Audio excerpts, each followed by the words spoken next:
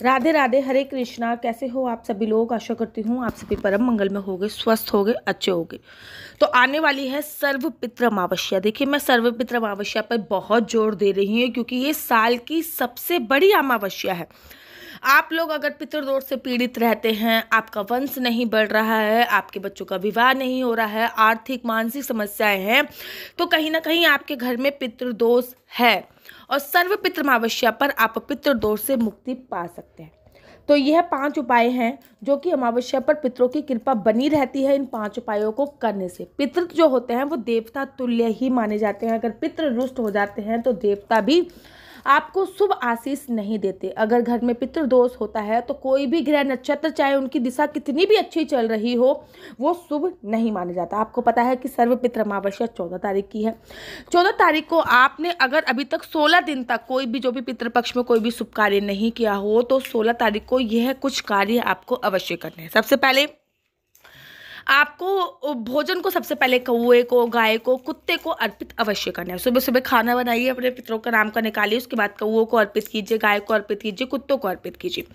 इस दिन चांदी से निर्मित वस्तुओं का दान करना बहुत ज़्यादा शुभ माना जाता है। इसे कहते हैं कि पितरों की आत्मा को शांति मिलती है और वो अपनी संतान को सुखी जीवन का आशीर्वाद प्रदान करते हैं। चांदी का दान पितरों के निमित्त ही माना जाता है। आप चांदी के दान में कुछ भी दान कर सकते हो। सिंपली एक चांदी की अंगूठी भी दान कर सकते हो जो ज़्यादा पैसे की नहीं आती है।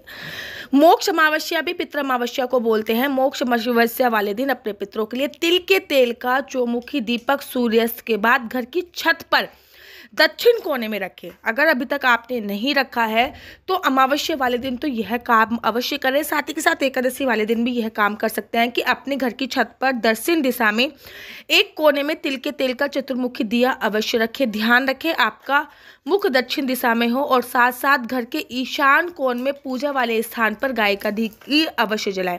ये दिया जलाने के बाद छत पे आपको पीछे मुड़ के नहीं देखना है। इस बात का आपको पूरी तरीके से ध्यान रखना है।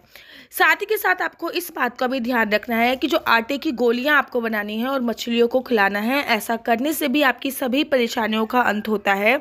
और मछलियों को अगर आप भोजन कराते हो तो आपको पितृदोष से भी शांति मिलती है। सर्वपितृ अमावस्या पर काली चींटियों को शक्कर मिला हुआ आटा खिलाएं। ऐसे करने से भी आपके पापों से मुक्ति मिलेगी और आपका पितृदोष भी खत्म हो जाए। देखिए, पीपल में भी पितरों का वास माना जाता है, इसलिए सर्वपितृ मोक्ष अमावस्या को पीपल के वृक्ष को जल अवश्य चढ़ाएं।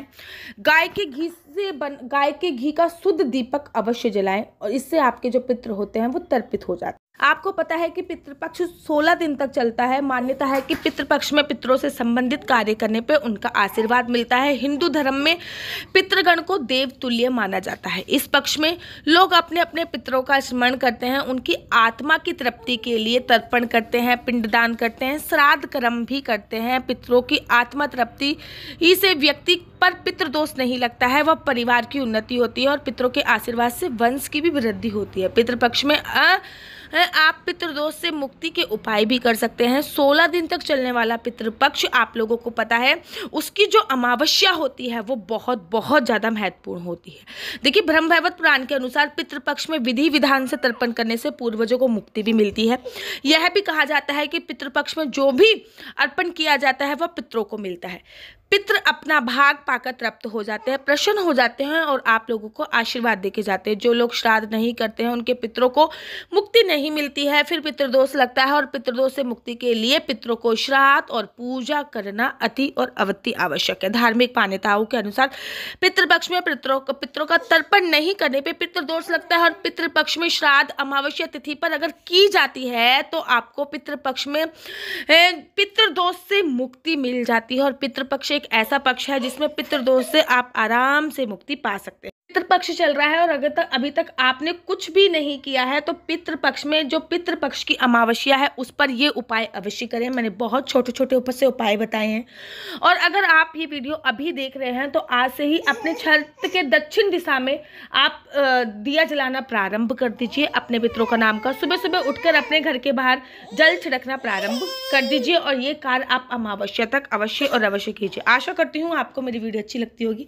अगर आपको मेरी वीडियो अच्छी लगती है तो आप अपना YouTube चैनल हरि बोल को लाइक शेयर सब्सक्राइब करना बिल्कुल भी मत भूलिए। तब तक के लिए मुझे दीजिए इजाजत। राधे राधे, हरे कृष्णा, हरि बोल।